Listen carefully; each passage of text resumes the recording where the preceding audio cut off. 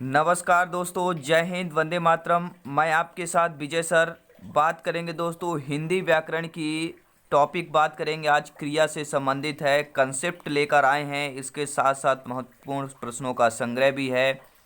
Exam में बार बार पूछे जाने वाले महत्वपूर्ण प्रश्नों का संग्रह है। दोस्तों, मैं हमेशा एक बात आपसे कहता हूँ, अगर दुनिया तुम्हारी क्षमता पर संदेह करे तो दुखी मत होना, क्योंकि सोने की शुद्धता पर ही संदेह किया जाता है, लोहे की नहीं। बात करेंगे पूरी यहाँ पे क्रिया संबंधित, पूरा डिटेल जानेंगे। क्या कौन सी क्रिया है, अकर्मक क्रिया, सकर्मक क्रिया, अपूर्ण अकर्मक क्रियाएं, सकर्मक क्रियाएं, द्विकर्मक, एककर्मक, सभी यहाँ पे पूरा डिटेल के साथ जानेंगे। महत्वपूर्ण वीडियो है यह, और पूरा डिटेल जानने के साथ साथ यहाँ पर हम महत्वपूर्ण प्रश्नों का जो संग्रह है वो यहाँ पर आपसे डिस्कस करेंगे। टोटल यहाँ पे जो भी आपके एग्जाम के पैटर्न के अनुसार सभी व्याकरण रहने वाले हैं। तो आइए यहाँ पे शुरू करते हैं और क्रिया से संबंधित जानेंगे। और चैनल पे पहली बार आए तो चैनल को सब्सक्राइब करना मत भूलिएगा। और पिछली क्लासेस अगर आपको इसकी देखना चाहते हैं, यहाँ पर बेल आइकन पे आपको प्लेलिस्ट मिलेगा, तो आप लोग देख सकते हैं। बात करेंगे दोस्तों क्रिया की। किसी कार्य का करना या होना पाया जाता है उसे ही क्रिया कहते हैं। संस्कृत में क्रिया को धातु कहते हैं, और उस धातु के साथ ना प्रत्यय लगाने से क्रिया बन जाती है। जैसे खेल में ना अगर प्रत्यय लगा दिया गया, प्रत्यय क्या है, शब्द के बाद लगता है, ये ध्यान रखना है। शब्द या धातु के बाद जो लगता है वो आपका प्रत्यय कहलाता है। अगर किसी भी धातु के साथ अगर ना लगा देते हैं तो वह संस्कृत में क्या बन जाता है, आपकी क्रिया बन जाती है। जैसे खेल है, खेल में ना लगा दिया, खेलना क्रिया बन गया। चल है, चल में ना लगा दिया, चलना क्रिया बन गया। पढ़ है, पढ़ में ना लगा दिया, पढ़ना आपकी क्रिया बन गई। अब बात करते हैं दोस्तों, क्रिया शब्द का अर्थ क्या होता है, करना या होना होता है। कर्म के आधार पर क्रिया के दो भेद होते हैं। अगर एग्जाम में पूछ लिया जाए कि कर्म के आधार पर क्रिया कितने होते हैं, कितने भेद होते हैं, तो क्रिया के दो भेद होते हैं। पहला होता है अकर्मक क्रिया, दूसरा होती है सकर्मक क्रिया। सब्सक्राइब भी करते जाएं, लाइक शेयर भी करते जाएं। बात करेंगे पहले अकर्मक क्रिया की। जिस वाक्य में क्रिया का सीधा प्रभाव कर्ता पर पड़े, यह ध्यान रखना है। अकर्मक क्रिया कहाँ होगी, अकर्मक। जिस वाक्य में क्रिया का सीधा प्रभाव कर्ता पर अगर पड़ता है तो उस वाक्य में कर्म नहीं रहता है। अकर्मक इसलिए दिया गया है, जिसे सत्य और असत्य होता है वैसे ही कर्म और अकर्म, यानी कि बिना कर्म वाली क्रिया। समझ गए, बिना कर्म वाली क्रिया यानी उस वाक्य में कर्म नहीं रहता है, कर्म के बिना ही भाव स्पष्ट हो जाता है, उसे अकर्मक क्रिया कहते हैं। जैसे फॉर एग्जाम्पल देखते हैं, बालक दौड़ता है, सूर्य उगता है, बच्चा रोता है, पक्षी आसमान में उड़ता है, ये सभी आपके अकर्मक क्रिया हो जाएगी। नोट यहाँ पे क्या ध्यान देना है आप लोगों को, निम्न क्रिया सदैव अकर्मक क्रियाएं कहलाती हैं। जैसे तैरना, उड़ना, नहाना, सोना, जागना, रोना, टहलना, भागना, दौड़ता, चमकता, थूकना, छींकना, खांसना, नाचना, हंसना, बोलना, उगना आदि क्रियाएं, ये सभी अकर्मक क्रियाएं कहलाती हैं। तो आप लोग स्क्रीनशॉट ले सकते हैं, और पीडीएफ फाइल आपको फ्री में मिल जाएगी। आज ही टेलीग्राम चैनल ज्वाइन करें, जयसवाल कोचिंग सेंटर या VKJ97 सर्च करेंगे। लिंक मैं आपको वीडियो के डिस्क्रिप्शन में दे दूंगा, तो आप लोग देख सकते हैं, और ज्वाइन करने के बाद आपको पीडीएफ फाइल भी फ्री में मिल जाएगी। अब बात करेंगे अकर्मक क्रिया के भेद की। पहला भेद यहाँ के स्थित तर्क या आपके अवस्था बोधक, गत्यर्थक पूर्ण यानी कि अकर्मक क्रियाएं। तीसरा है अपूर्ण अकर्मक क्रियाएं। ये भी आपके अकर्मक क्रिया के कितने भेद होते हैं, तो 3 भेद होते हैं, ये भी आपको याद रखना है। पहले यहाँ पे अकर्मक क्रिया का पहला भेद है आपका स्थित थर्तक अवस्था बोधक पूर्ण अकर्मक क्रियाएं। यह क्रियाएं स्थिर अवस्था में होती हैं तथा बिना पूरक या कर्म के भी पूर्ण अर्थ देती हैं। ये अकर्मक क्रियाएं स्थित अवस्था, अनुमति अथवा दशा का बोध कराती हैं। इन क्रियाओं में कर्म की आवश्यकता नहीं पड़ती है। अस्तित्ववादी क्रियाएं होना ही भी इसका उपभेद है। जैसे ईश्वर है, अशोक इस समय सो रहा है, सोने की अवस्था में है। क्या है, राम हंस रहा है, हंसने की अवस्था में है। तो आपका कौन सा हो जाएगा, अवस्था बोधक पूर्ण। दूसरा आपका सेकंड आता है गत्यर्थक पूर्ण अकर्मक क्रियाएं। इसमें क्या होता है भैया, इन क्रियाओं में भी कर्म नहीं होता है। ये पूर्ण अकर्मक अर्थात ये अपूर्ण यानी पूरक के बिना अपूर्ण लगने वाली नहीं है। इन क्रियाओं को करते समय करने वाला गतिमान रहता है, ये याद रखना है। जैसे सचिन मुंबई जा रहा है, चिड़िया आकाश में उड़ रही, ये गतिमान है, याद रखना है। गतिमान है यहाँ पर तो कौन सी अकर्मक हो जाएगा? गत्यर्थक हो जाएगा, गतिमान हो जाएगा। समझ गए होंगे आप लोग, वैसे भी काफ़ी इंटेलिजेंट हैं आप लोग, समझते जाते हैं, बुद्धिजीवी हैं आप लोग। अपूर्ण अकर्मक क्रियाएं बात करेंगे। तीसरा भेद है आपका अकर्मक क्रिया का। पूरक की आकांक्षा करने वाली अपूर्ण अकर्मक क्रियाओं के प्रयोग के समय अर्थपूर्णता के लिए कर्ता से संबंध रखने वाली किसी शब्द विशेष की आवश्यकता पड़ती है। होना इस कोट की सबसे प्रमुख क्रिया है। अन्य क्रियाएं हैं जैसे बनाना, निकलना, अपूर्ण अकर्मक क्रियाएं। जैसे फॉर एग्जाम्पल देखेंगे, मैं बीमार हूँ इसलिए आ ना सकूँगा। मोहन बहुत होशियार है, बीमार, होशियार, बनाना, निकलना, ये सभी देखिए आपके अपूर्ण अकर्मक क्रियाएं होंगी, क्योंकि पूरक की आकांक्षा करने वाली अपूर्ण अकर्मक क्रियाएं। क्या है? मैं बीमार हूँ इसलिए नहीं आ सकता। मोहन बहुत होशियार है। तो आप लोग समझ गए होंगे। अब दूसरा भेद आता है क्रिया का सकर्मक क्रिया। भैया अगर आपने ये दोस्तों एक दो प्रश्न इससे जरूर आता है, डिटेल के साथ जानिए, फिर यहाँ पे क्वेश्चन भी करेंगे तो आप लोग क्वेश्चन का भी आंसर भी दीजिएगा कि कौन सा क्या क्रिया होगा। तो सकर्मक क्रिया की बात करते हैं। सकर्मक क्रिया में जब वाक्य में क्रिया का सीधा प्रभाव कर्म पर पड़ता है तथा कर्ता पर नहीं पड़ता है तो वाक्य में कर्म रहता है। अगर कोई भी क्रिया कर्म पर प्रभाव पड़ेगा तो कर्म रहता है उस पर, और कर्म के बिना भाव स्पष्ट नहीं होता है, उसे सकर्मक क्रिया कहते हैं। फॉर एग्जाम्पल देखेंगे, जैसे मोहन दूध पीता है, मोहन साइकिल चलाता है, राधा खाना बनाती है, सीता ढोलक बजाती है। अब देखिए कर्म पर सीधा प्रभाव कैसे पड़ा। मोहन क्या है? दूध पीता है, मोहन साइकिल चलाता है, राधा खाना बनाती है, सीता ढोलक बजाती है। अब यहाँ पे देख लेते हैं भैया, अकर्मक क्रिया के 3 भेद थे और सकर्मक क्रिया के 2 भेद हैं। सकर्मक क्रिया का पहला भेद होता है एक कर्मक क्रिया, दूसरा होता है द्विकर्मक क्रिया। आपने एग्जाम में देखा होगा एक कर्मक, द्विकर्मक आपकी एग्जाम में ऑप्शन रहता है और आंसर भी रहता है। तो समझिए कैसे क्या है, कौन सी क्रिया कैसे समझेंगे। एक कर्मक क्रिया किसे कहेंगे? जिस वाक्य में एक ही कर्म रहता है उसे एक कर्मक क्रिया कहते हैं। जैसे मोहन स्कूल जाता है, सीता पुस्तक पढ़ती है, कल्पना खाना खाती है। स्कूल, पुस्तक, खाना, इसमें एक एक ही कर्म है, सभी वाक्य में एक ही कर्म है, तो ये आपका एक कर्मक क्रिया कहला जाएगी। अब बात आती है यहाँ पर द्विकर्मक क्रिया की। जिस वाक्य में 2 कर्म रहते हैं उसे द्विकर्मक क्रिया कहते हैं। फॉर एग्जाम्पल देखेंगे कैसा यहाँ पे वाक्य होगा तो हम पहचान पाएँ कि ये द्विकर्मक क्रिया है। अध्यापक जी छात्रों को भूगोल पढ़ा रहे थे। छात्र और भूगोल ये 2 क्रिया हो गई। अध्यापक जी छात्रों को भूगोल पढ़ा रहे हैं, तो ये क्या हो गया? द्विकर्म यहाँ पे हो गए। माँ बच्चे को दूध पिला रही है। बच्चे और दूध यहाँ पे दोनों आपके क्या है? कर्म हैं। तीसरा है मालिक ने नौकर को पानी दिया। नौकर और पानी ये भी दोनों आपके कर्म हो जाएंगे। तुम गाय को चारा खिलाओ। गाय और चारा ये भी आपके दोनों हो जाएंगे। मैंने कल्पना को मीनार दिखाई। तो कल्पना और मीनार ये भी 2 कर्म है यहाँ पे। जिस शब्द में 2 कर्म हो वह आपका द्विकर्मक क्रिया हो जाएगा। द्विकर्मक क्रिया की पहचान भैया देख लेते हैं। पहचानेंगे कैसे कि यह द्विकर्मक क्रिया है? प्रथम कर्म सजीव रहता है। ये बहुत ही महत्वपूर्ण, बहुत ही यहाँ पे ट्रिक बताने वाले दोस्तों। जो प्रथम कर्म रहेगा वह सजीव रहेगा, यह याद रखना। मैंने यहाँ पे एग्जाम्पल बताया था, देखिए एग्जाम्पल क्या बताया। अध्यापक को छात्रों, छात्र क्या है? सजीव है। माँ बच्चे, बच्चे क्या है? पहला यहाँ पे कर्म है। बच्चा क्या है? यहाँ पे सजीव है। मालिक ने नौकर, नौकर क्या है? सजीव है भैया। तुम गाय को चारा खिलाओ, पहला कर्म गाय, यानी कि ये भी आपका क्या है? जीव है। मैं कल्पना को बीमार देख, कल्पना क्या है? एक नाम है, महिला का नाम है या लड़की का नाम हो सकता है, तो यह क्या है? ये भी आपका एक जीव है। यानी कि क्या समझ में आ गया भैया? द्विकर्मक क्रिया पहचान करने की। जो 2 कर्म रहता है, पहला कर्म आपका सजीव रहता है, द्वितीय कर्म आपका निर्जीव रहेगा, प्रथम कर्म गौण रहता है, द्वितीय कर्म प्रधान रहता है। ये बहुत महत्वपूर्ण है दोस्तों ट्रिक पहचानने की।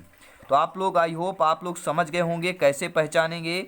और बात करेंगे सकर्मक अकर्मक क्रिया की क्या पहचान है। आइए देखते हैं। क्रिया को पहचानने के लिए क्रिया के साथ दो काल्पनिक प्रश्न करेंगे, कौन तथा क्या से। यदि वाक्य में कौन का अलग उत्तर आता है और क्या का अलग उत्तर आता है तो उसे सकर्मक क्रिया होती है। ये सेकंड आपका यहाँ पे ट्रिक है। जैसे राम पत्र लिखता है, प्रश्न क्या है, कौन लिखता है, यानी कि राम लिखता है, यानी कि क्या आ जाएगा, सकर्मक क्रिया आ जाएगी। क्या लिखता है, कौन और क्या आ जाए, क्या लिखता है तो क्या क्या, पत्र लिखता है, तो क्या हो जाएगा, ये आपके दोनों सकर्मक क्रिया कहला जाएगी। यदि वाक्य में कौन का उत्तर तो मिल जाए परंतु क्या का उत्तर नहीं मिलता है तो अकर्मक क्रिया रहेगी। ये भी एग्जाम्पल है। अगर प्रश्न में आ गया कि राम पत्र लिखता है, विजय पत्र लिखता है, कौन कौन लिखता है तो उत्तर आएगा विजय लिखता है। प्रश्न आ गया क्या लिखता है तो पत्र लिखता है। अगर ये दोनों प्रश्न बन जाते हैं आपके उस वाक्य पर, आप तो की सकर्मक क्रिया हो जाएगी। यही यहाँ पर बताया गया है। यदि वाक्य में कौन को उत्तर मिल जाए परंतु क्या का उत्तर नहीं मिले, यानी कि आपका यह प्रश्न बन जाए, सेकंड ऑप्शन ना बने, तो आपका कौन सा क्रिया होगी, आपकी अकर्मक क्रिया रहती है। कौन का उत्तर कर्ता आता है और क्या का उत्तर कर्म आता है। कौन का उत्तर आ जाए उसको हम क्या उत्तर सही मानेंगे। जैसे फॉर एग्जाम्पल देखते हैं, यहाँ पर पूरा डिटेल के साथ जानेंगे, कंसेप्ट क्लियर करेंगे। जैसे पक्षी आसमान में उड़ता है, प्रश्न क्या है, कौन उड़ता है, क्या उड़ता है। देखिए कौन उड़ता है तो ये आ गया पक्षी उड़ता है, क्या उड़ता है तो यह प्रश्न आपका नहीं बन रहा है, यानी कि आपका कौन हो जाएगा, अकर्मक क्रिया हो जाएगा। समझ गए ना। कौन उड़ता है तो पक्षी उड़ता है, क्या उड़ता है यह प्रश्न बन ही नहीं रहा यहाँ पर, तो आपका क्या हो जाएगा, उत्तर नहीं आएगा इसका, तो आपका अकर्मक क्रिया हो जाएगी। अब यहाँ पे बात करेंगे प्रयोग तथा संरचना के आधार पर क्रिया के निम्न भेद होते हैं। अब प्रयोग और संरचना के आधार पर देखना है। समान क्रिया, जिस वाक्य में एक ही क्रिया का प्रयोग हो उसे समान क्रिया कहते हैं। जैसे राधा आई, मोहन आई, क्रिया से संबंध। अभी तक हमने कर्म की बात किया, कर्म के बाद अब यहाँ पे क्रिया की बात आती है। तो जिस वाक्य में एक ही क्रिया का प्रयोग हो उसे क्या कहते हैं, समान क्रिया कहते हैं। जैसे राधा आई, मोहन गया। दूसरा आता है संयुक्त क्रिया, जो क्रिया भिन्न भिन्न क्रियाओं के मेल से बनकर एक क्रिया का निर्माण करती है उसे संयुक्त क्रिया कहते हैं। जैसे पूजा खाना बना रही है, राकेश ने खाना खा लिया, ये क्या हो जाएगी, संयुक्त क्रिया हो जाएगी। जो क्रिया भिन्न भिन्न क्रियाओं से मेल बनकर बनती है, खाना, बनाना, ये सभी मेल का रही है। खाना, खा लिया, ये आपकी दो क्रियाएं चल रही हैं। आई होप आप समझ गए होंगे। नेक्स्ट क्वेश्चन की बात करते हैं। क्वेश्चन नहीं, तीसरा टॉपिक है प्रेरणार्थक क्रिया। सामान्य क्रिया हो गया, संयुक्त क्रिया हो गई। अब बात आती है प्रेरणार्थक क्रिया की, कि जब कर्ता स्वयं ना करके किसी अन्य व्यक्ति से कार्य करने के लिए प्रेरित करता है उसे प्रेरणार्थक क्रिया कहते हैं। जब कर्ता स्वयं न कार्य करके किसी अन्य व्यक्ति से करवाता है, अगर मुझे पानी चाहना हो तो मैं स्वयं न लेकर किसी दूसरे से कहूँ कि आप मेरे लिए गिलास पानी ला दीजिए, तो क्या हो जाएगा, प्रेरणार्थक क्रिया वहाँ पे हो जाएगा। यानी अशोक मोहन से खाना मंगवाता है, कविता सविता से पत्र लिखवाती है, मॉनिटर अध्यापक से छात्र को पिटवाता है, सर्कस वाले जोकरों को लोगों को हंसाते हैं। तो क्या हो जाएगा, ये आपका प्रेरणार्थक क्रिया हो जाएगा।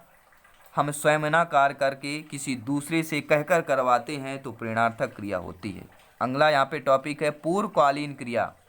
जिस वाक्य में दो क्रिया रहती है और उन दो क्रियाओं के पहले जो क्रिया होती है उसे पूर्वकालीन क्रिया कहते हैं, तथा पूर्वकालीन क्रिया के साथ कर या करके प्रत्यय लगा रहता है। कर या करके, ध्यान रखना, क्या कर प्रत्यय लगा रहेगा या करके प्रत्यय लगा रहेगा, ये आपको ध्यान रखना, दो चीज़ें। जैसे वह लड़कर आया, लड़कर यहाँ पे कर प्रत्यय लगा हुआ है लड़कर में। अशोक पढ़कर आया, इसमें भी कर प्रत्यय है। वह स्नान करके पढ़ने चला आया, स्नान करके, तो यहाँ पे करके आ गया। तो कर और करके अगर आपका आ रहा है तो आपका कौन सा हो जाएगा, पूर्णकालीन क्रिया हो जाएगा। पांचवा यहाँ पे है आपका नम धातु क्रिया, नाम धातु क्रिया यानी कि नाम के आधार पर जो क्रिया संज्ञा सर्वनाम विशेषण से बनती है उसे नाम धातु क्रिया कहते हैं। संज्ञा शब्दों से रंग से रंगना, लाज से लजाना, दुख से दुखाना, ये आपके नाम धातु क्रिया हो जाएंगे। सर्वनाम शब्दों में अपना से अपनाना, मैं से मिमियाना। विशेषण शब्दों में नरम से नरमाना, गरम से गरमाना, चिकना से चिकनाना। और सजातीय क्रिया, जिस वाक्य में कर्म और क्रिया एक ही धातु से बनी हो उसे सजातीय क्रिया कहते हैं। एक ही धातु से कर्म भी हो और क्रिया भी बनी हो, जैसे भारत ने लड़ाई लड़ी, लड़ाई और लड़ी एक ही क्रिया एक ही धातु से बनी है, कर्म और क्रिया, लड़ाई लड़ी। ठीक है, समझ गए ना? ये आपका सजातीय क्रिया कहलाएगा। सातवां आता है कृदंत क्रिया। जिन क्रिया शब्दों के साथ प्रत्यय छोड़ देते हैं उन्हें कृदंत क्रिया कहते हैं। चल चलना, चलता चलकर, लिख लिखना, लिखता लिखकर। जिन क्रिया शब्दों के साथ प्रत्यय जोड़ देते हैं उसे कृदंत कहते हैं। जैसे चल क्रिया, चल आपका शब्द दिया है, इसके साथ हम प्रत्यय जोड़ दें, चलना, चलता, चलकर। लिख दिया है, इससे साथ हम प्रत्यय जोड़ दें और शब्द बन जाए लिखना, लिखता, लिखकर, तो ये आपका क्या कहलाएगा? कृदंत क्रिया कहलाएगा। तो ये पूरा डिटेल के साथ जानते हैं। अगर अच्छा लगे वीडियो तो लाइक भी करते जाएं। कृदंत के बाद आता है सहायक क्रिया। जिस क्रिया मूल क्रिया की सहायता करती है उसे सहायक क्रिया कहते हैं। अशोक पुस्तक पढ़ता है। अशोक ने अपनी पुस्तक मेज पर रख दी। मैं प्रायः आ जाया करता हूँ। यानी जो क्रिया मूल क्रिया की सहायता करती हो उसे सहायक क्रिया कहते हैं। नौवां आता आपका तत्कालीन क्रिया, यानी एक क्रिया के समाप्त होने के अंतर्गत दूसरी क्रिया प्रारंभ हो जाती है उसे तत्कालीन क्रिया, और प्रथम क्रिया के साथ ते प्रत्यय और साथ ही लगा रहे तो आपका क्या होगा? तत्कालीन क्रिया। जैसे अशोक आते ही मोहन रो पड़े, ते प्रत्यय लगा हुआ है, ये याद रखिए। मोहन जहर खाते ही मर गया, ते प्रत्यय लगा हुआ है, तो आपका तत्कालीन क्रिया हो जाएगा। अब बात आती है यहाँ पर प्रश्नों की बात करेंगे। अब प्रश्न ले रहे हैं, अब आपको आंसर देना है। यहाँ पर पूरा डिटेल के साथ हम आप लोगों को बताया है और आपको यहाँ पे आंसर के द्वारा बताना है कि कौन सा किसका आंसर होगा। किसी कार्य का करना या होना पाया जाता है उसे क्या कहते हैं? क्रिया कहते हैं। अगला प्रश्न है, सहायक क्रिया प्रभावित होती है, लिंग और वचन से होती है। अकर्मक क्रिया है, तैरना यहां पर आपका अकर्मक क्रिया है। नेक्स्ट है, वह लजा रही है, इसमें क्रिया है, अकर्मक क्रिया है। निम्नलिखित में से प्रेरणार्थक क्रिया है, नहलवाया, ये क्या हो जाएगा? प्रेरणार्थक क्रिया हो जाएगा। पूर्वकालीन क्रिया का उदाहरण है, धर्मेंद्र पढ़कर सो गया। पूजा ढोलक बजाती है, वाक्य में क्रिया है, सकर्मक क्रिया है। सकर्मक क्रिया का उदाहरण नहीं है, पक्षी आसमान में उड़ता है।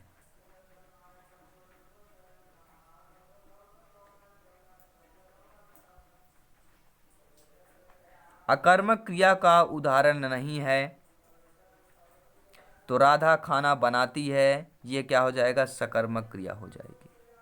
राधा खाना बनाती है।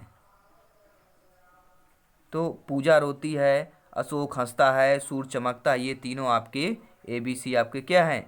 अकर्मक हैं। लेकिन आपका जो चौथा ऑप्शन है वह अकर्मक नहीं है। अकर्मक क्रिया नहीं है तो खाता जो है ये आपका कर्मक क्रिया नहीं है। नेक्स्ट क्वेश्चन देख लेते हैं। अगला प्रश्न है, सभी लोग कमेंट करते जाएं, वीडियो पॉज करते जाएं, हर प्रश्न का कमेंट करना है। पूरा डिटेल के साथ आप लोगों को मैंने बताया है तो ये सार्थक हो जाए कि वाकई में आपको समझ में आ रहा है कि नहीं आ रहा है। आप लोग कमेंट करते जाएं। द्विकर्मक क्रिया का उदाहरण है, अध्यापक जी छात्रों को हिंदी पढ़ा रहे हैं। यह क्या है? द्विकर्मक। द्विकर्म यहाँ पे दिया गया है। पहला कर्म आपका सजीव रहेगा, दूसरा कर्म क्या है? निर्जीव रहता है। तो छात्रों को हिंदी पढ़ा रहे हैं, छात्रों को हिंदी पढ़ा रहे हैं, ये सजीव है, यह आपका निर्जीव है। संयुक्त क्रिया का उदाहरण नहीं है। पूजा स्कूल जाती है, ये संयुक्त क्रिया का उदाहरण नहीं है।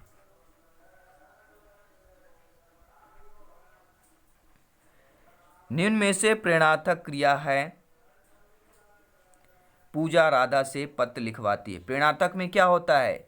हम किसी कार्य को किसी दूसरे के द्वारा करवाते हैं, वहां आपका प्रेरणार्थक क्रिया होता है। नाम धातु क्रिया नहीं है। देखिए, चमकना नाम धातु हो गया, चमक में ना प्रत्यय लग गया आपका। अपनाना में अपना में ना प्रत्यय लग गया। लजाना में लजा में ना प्रत्यय लग गया। अब नाम धातु क्रिया नहीं है। अब बताइए, यहाँ पे बहुत मुश्किल हो गया। यहाँ पे चमकना, अपनाना, लजाना, चलना, कमेंट करके इसका आंसर बताएं क्या होगा, कौन सी आपके नाम धातु की क्रिया नहीं है। मैंने डिटेल के साथ आप लोग बताया था।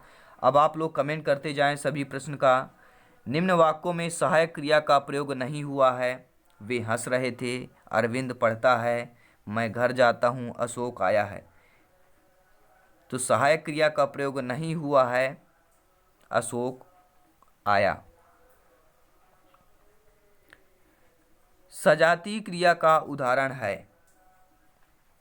भारत ने लड़ाई लड़ी। लड़ाई लड़ी, कर्म और क्रिया एक ही शब्द से जुले मिले हों, एक ही शब्द से, जैसे लड़ाई, इसमें लड़ी, मतलब सेम शब्द यहाँ पे लिखा हो आपका सजाती, इसीलिए बोलते हैं सजाती, एक ही जाति के।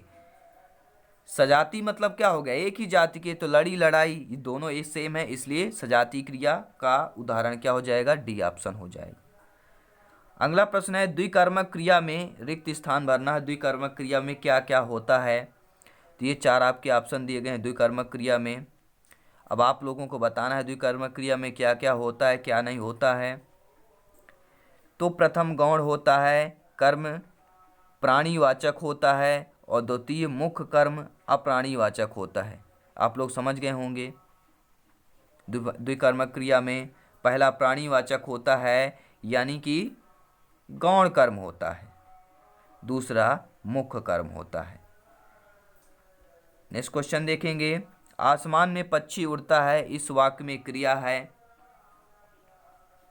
अकर्मक क्रिया हो जाएगा। क्रिया शब्द का अर्थ है, क्रिया शब्द का अर्थ करना होता है। द्विकर्मक क्रिया में कौन सा कर्म प्रधान होता है?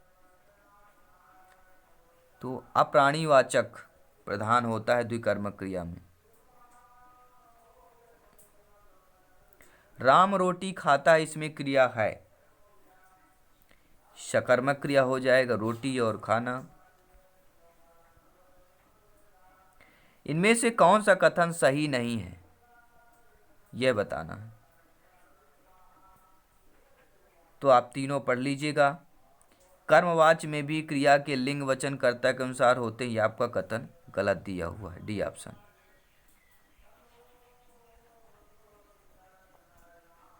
राम तैरता है, इसमें कौन सी क्रिया है? अकर्मक क्रिया हो जाएगी। मैं नहा धोकर नाश्ता करूंगा, वाक्य में कौन सी क्रिया है?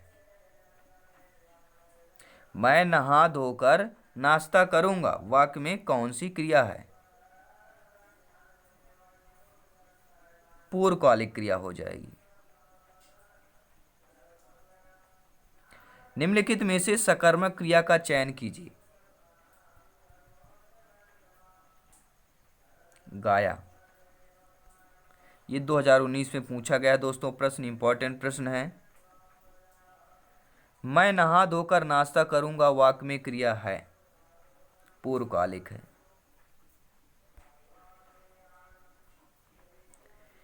नीरज गया और नीरज घर गया, दोनों वाक्यों में क्रिया का युग्म है। नीरज गया और नीरज घर गया, दोनों वाक्यों में क्रिया का युग्म है, प्रेरणार्थक भी है और सकर्मक भी है। निम्नलिखित में से कौन सा वाक्य अकर्मक क्रिया का है? तो बच्चा जोर से रोया।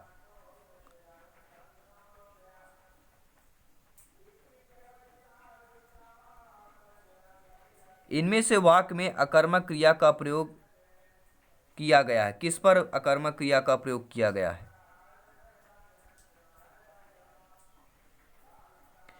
मजदूर गहरी नींद में सो रहा है। मजदूर गहरी नींद में सो रही है।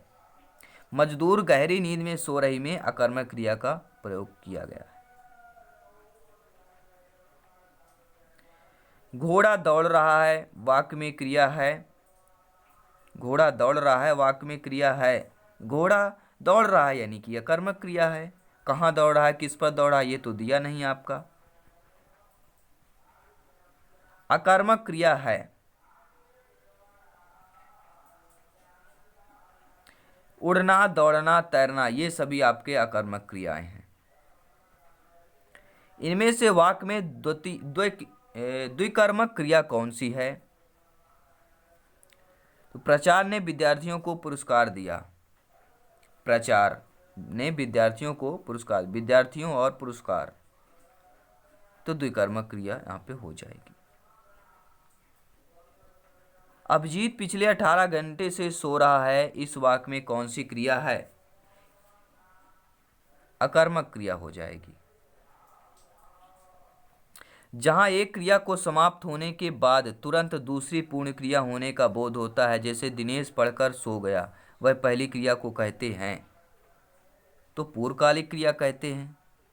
एक क्रिया समाप्त होती है, दूसरी क्रिया चालू हो जाती है, तो उस पर जो पहली क्रिया होती है उसे पूर्वकालिक क्रिया कहते हैं।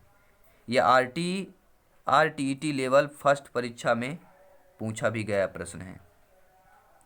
वह घर पहुंच गया, इस वाक्य में पहुंच गया निम्नलिखित में से किस क्रिया का उदाहरण है? संयुक्त क्रिया का। वह घर पहुंच गया।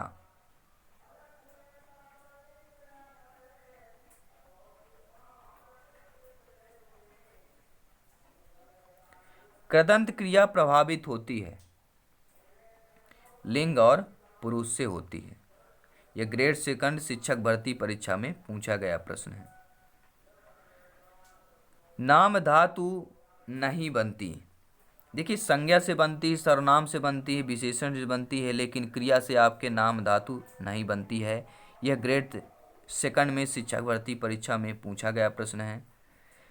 किसी पूर्ण क्रिया से पहले आने वाली अन्य क्रिया को कहते हैं पूर्वकालिक क्रिया कहते हैं। यह भी आपका ग्रेड थर्ड शिक्षक भर्ती परीक्षा में पूछा गया प्रश्न है। निम्नलिखित वाक्यों में किस वाक्य में क्रिया अकर्मक नहीं है? सुनीता ने अपने पिताजी से फ़ोन करवाया, इसमें आपका अकर्मक क्रिया नहीं होगी। तो दोस्तों बताइए आप लोग, ये सभी प्रश्न आप लोगों को कैसे लगे पूरा कंसेप्ट के साथ? अगर इसी तरह वीडियो देखना चाहते हैं, पाना चाहते हैं और भी वीडियो, तो आज ही हमारे चैनल को ज्वाइन कर लीजिएगा और बेल आइकन प्रेस कर लीजिएगा, ताकि लेटेस्ट नोटिफिकेशन आपको मिलता रहे। और प्ले लिस्ट में जाइए, सभी क्लासेज आपको मिल जाएगी, मैथ्स की, पर्यावरण की, हिंदी की, संस्कृत की, बाल विकास की, सभी शिक्षण शास्त्र की वीडियो आपको मिल जाएंगे। तो हमारी इच्छा राष्ट्रहित में शिक्षा है, सभी लोग लाइक और शेयर कर दीजिएगा। ये भी एक परिवार है, शिक्षा जगत का परिवार है, आपका अपना परिवार है। जय हिंद, वंदे मातरम।